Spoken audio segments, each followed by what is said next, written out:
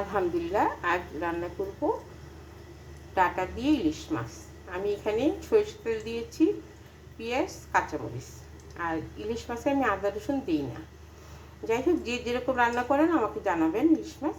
এখন আমি হলুদ, মরিচ আর লবণ দিয়ে দিলাম।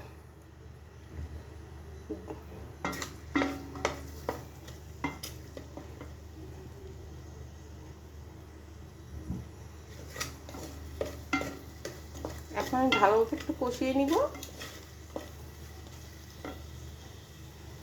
সামান্য একটু পানি দিয়ে দিচ্ছি, পুড়ে না যায়।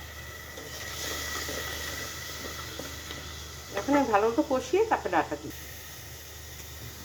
আমি ডাঁটা দিয়ে কষিয়ে নিচ্ছি, কারণ মাছটা আমি একদম পরে দিব। কারণ ইলিশ মাছ তো অত কষাতেও হয় না, একটু উপর থেকে দিয়ে দিব। আমার ডাঁটা এখন আমি পানি দিয়ে দিব।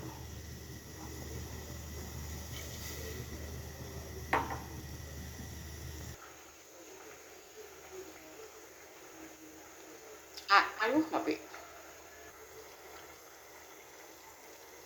এখানে ইলিশ মাছ মাথা সব দেওয়া হইল।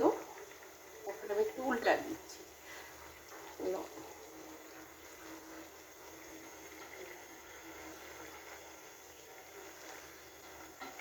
ডাঁটা সিদ্ধ হয়ে গেছে, এখন আর একটু ঝোল টানবে, তারপর আমি তুলে ফেলবো। আমার ডাঁটা দিয়ে তরকারি হয়ে গেল ইলিশ মাছ। কেমন হয়েছে আপনারা কমেন্টস করে জানাবেন। ধন্যবাদ। আল্লাহ হাফেজ।